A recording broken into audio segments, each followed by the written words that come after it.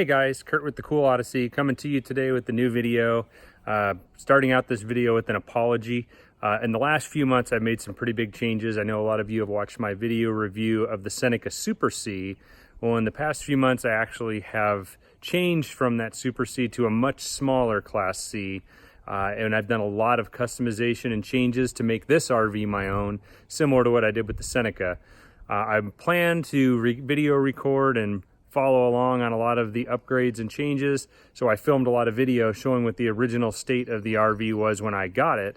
Problem is, I went ahead, filmed all that, didn't review it, and as it turns out, the audio is pretty horrendous. There's a lot of humming in the background. I still want to bring this video to you, and I want to show you what this RV was before I got started, so you can see what changes have been made to how it is today. I apologize for the audio. I'm doing my best to try to clean it up and make it as clean as possible, but I want to give you guys a good idea of what this new RV of mine looked like and what it went through as far as changes to modify it to a rig that really works for the lifestyle that I like when it comes to being in an RV. So again, apologize for the audio, but hopefully it'll at least give you a good idea of where I started from and kind of where I'm going. Thank you very much for watching.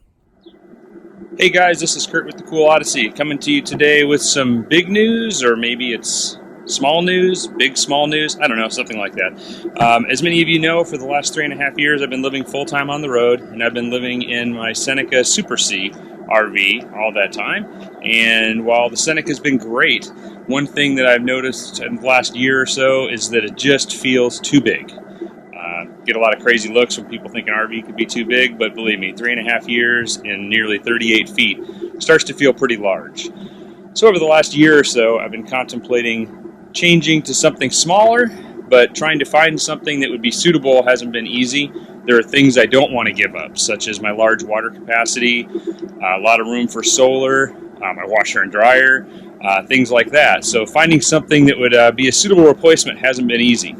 Well, as luck would have it, this last month I came across one of the RVs that I'd been searching for, and now I'm going to be embarking on a brand new adventure, renovating this RV and making it my own. So while the Super C has been where I've been the last few years, I'll introduce you to what's going to be my new home, which is a 2008 24 SL Bigfoot Class C. Bought it from the original owner.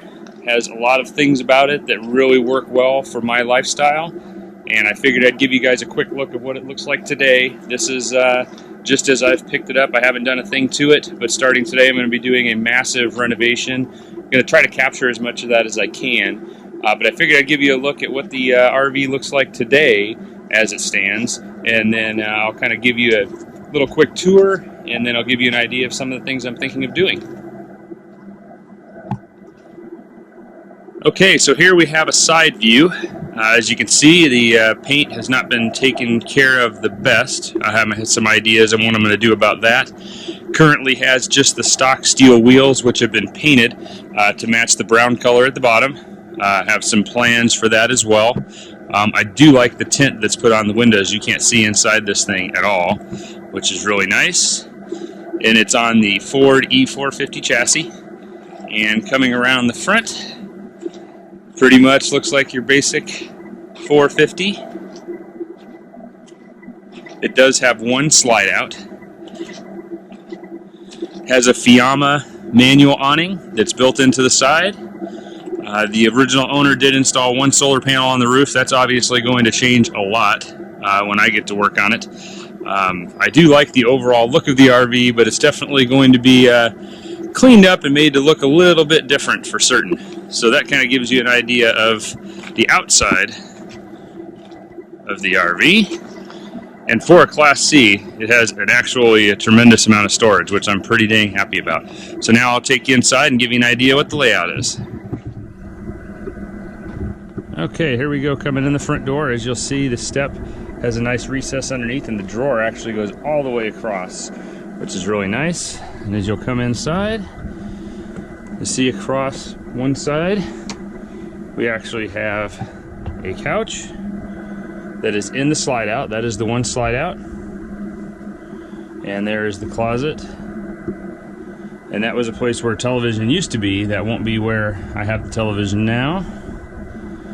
And then panning around, you notice it's a rear kitchen model, which is also something I'm pretty excited about. And there's currently a dinette, which also will be changing. I'm not a big fan of dinettes, so I'll be changing up what we have going on here. As your standard Dometic 3-way fridge. And here you see the kitchen is a nice L shape, and that is also going to be changing a little bit. As I said, I wanted to have my washer and dryer in here, so I've got some ideas on how to make that happen. And across the hallway on this side is the bathroom, which has a full shower.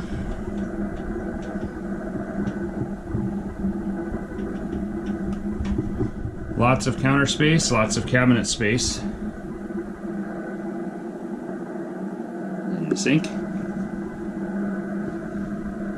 And then coming back towards the front, it's a large pantry there on the left. And here you get a view of the living room. So for a small 24-foot RV, there is actually a ton of living space inside here.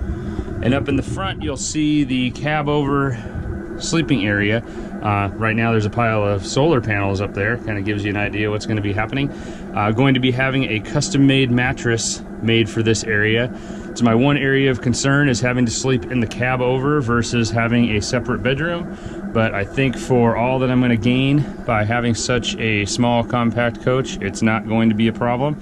It's also not very high off the ground, so it'll be easy to get in and out of. Down here is your typical E450 driving compartment. Obviously, I'm going to do a lot of cleaning up of this area, and probably some things will be added and whatnot.